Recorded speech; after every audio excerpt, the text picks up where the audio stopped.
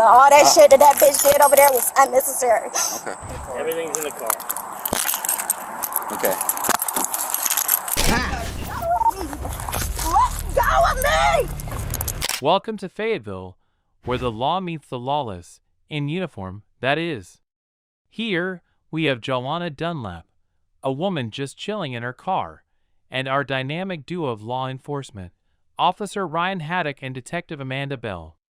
It's December 2006, and you're about to witness a comedy of errors, minus the comedy for poor Joanna. Officer Haddock approaches Joanna Dunlap's car, his curiosity piqued not by any actual crime, but by the heinous act of parking. He peers into Joanna's car with the intensity of a cat spotting a laser dot, asking her why she's parked where she is. Just curious, he might as well have added. It's a slow day at the office. Joanna, practicing her right to chill in her car, doesn't see the need to turn a parking spot into a police matter.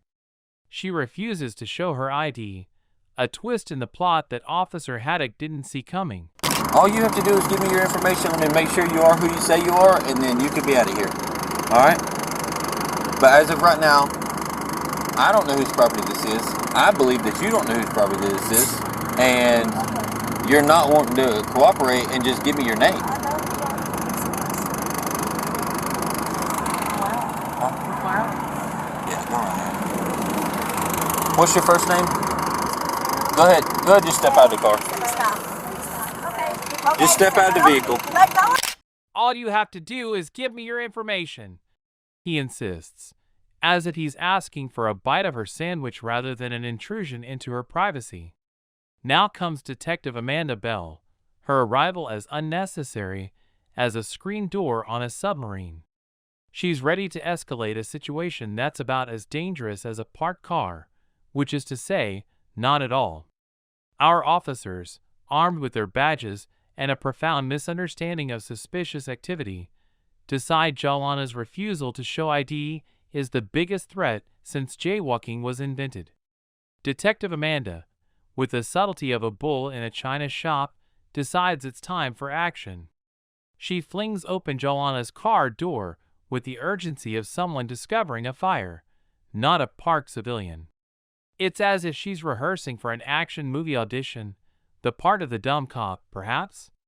Joanna, rightfully shocked by this sudden intrusion into her personal space, reacts like anyone would when a stranger bursts into their car with a resounding, "What the heck?" She tries to resist Detective Amanda's impromptu tug-of-war, turning her car into a battleground over something as trivial as an ID. Okay, stop resisting. Stop resisting. Ma'am, Give me my phone. stop resisting. Give me my phone. For nothing. You're doing this. You started with me. For nothing. You All this is over for here nothing. fucking with me. Ma'am, all this is for I have nothing. not did anything wrong. Officer Haddock decides to join this circus act from the passenger side. He undoes Joanna's seatbelt with the finesse of a toddler untangling headphones. It's like watching someone try to solve a puzzle with mittens on. Detective Amanda, still channeling her inner action hero, is yanking on Joanna like she's trying to pull a rabbit out of a hat. Meanwhile, Joanna's holding onto her car like it's the last lifeboat on the Titanic. Calmly the whole time that I've been here. You understand? You bitch. Stop. Stop. Somebody help me. Stop. Somebody help me. Help. Ma'am. Help. Help. Ma'am, stop. Help. Let go. Okay, whenever you stop acting like this, I will let you go. Let go. Let Okay. go of me. Sit down. Officer Haddock, now on the driver's side, seems as confused as a chameleon in a bag of Skittles. He asks Amanda to ease off, like a referee in a wrestling match, hoping Joanna will come out on her own terms. As Joanna finally steps out, she starts recording this comedy of errors for posterity. Detective Amanda, not a fan of being on camera, decides it's time to up the ante. She slams Joanna against the car with the grace of a wrestler making a grand entrance. Officer Haddock tries to join the fray, instructing Joanna to stop resisting, while Amanda attempts to snatch the phone like it's the last piece of cake at a party. Joanna, already a contestant in the world's least fun game of tug-of-war, now finds herself in handcuffs faster than Houdini could say, "Abracadabra." It's as if the cuffs were the grand prize for her non-compliance in the "Show Your ID" game show. As Detective Amanda and Officer Haddock orchestrate this ill-advised arrest. Okay, I'm gonna wipe some of the sweat off, okay? Okay, look at me for a second. All right, listen, look at me for a second. Right now, you're not in any trouble. So why am I in handcuffs? Okay, because right now, listen, look at. Why am I in handcuffs if I'm not in any trouble? Right now, you just being. I know my fucking rights. All right, listen. I know I ain't did shit wrong. All right, right now, you're just being detained. Nobody's saying you're under arrest. Okay? But what have I done wrong? I haven't done shit wrong. Joanna's confusion escalates to new levels. She's grappling with the reality that she's being detained, not for some heinous crime, but for, well, parking and valuing her privacy. It's like being arrested for refusing to tell a stranger your favorite color. Joanna's emotional distress is as palpable as a thunderstorm. She's a mix of tears, pleas, and disbelief, a human embodiment of the phrase, "This can't be happening." Her protests echo in the air, a desperate attempt to make sense of a senseless situation. "I haven't done anything," she explains, her voice a cocktail of fear and frustration. Okay, so this is the thing, all right? We were over here in this area looking for somebody, all right? Well, it ain't me. No, it ain't you. All Okay, right? so what do you mean? Hold on a second. Let me finish. All right? He came over here to talk to you to find out if you knew anything about what was going on. And I just said I did it. Right. Okay, and that's fine. We're going to do our thing, and then we're probably going to cut you loose, okay? And I'm gonna need that bitch name through, because all of that was unnecessary. All of what? Ripping my fanny pack off and trying to throw me out the car and shit like that. Okay. Yeah. Meanwhile, Officer Haddock, in a moment of startling revelation, notes that Joanna is hyperventilating. Yet, he does nothing more to comfort her than a chef would do for a burnt cake. There she is, handcuffed, gasping for air, her distress as ignored as the terms and conditions on a software update. This spectacle continues for minutes that feel like hours. Joanna shakes, not from cold, but from sheer disbelief and terror, a human Richter scale measuring the absurdity of her situation. It's multiple colors. Multiple colors? Ask her, because she the one who ripped it off. Where my fanny pack at? Give me all my shit back. Is it glossy? Because it's in the car. It's in the driver's seat. The fuck you rip it off me for? You got a good phone number, Jelena? Is that how you pronounce it? Jelana. Jelana? You got a good phone number? No? No, sir. Okay.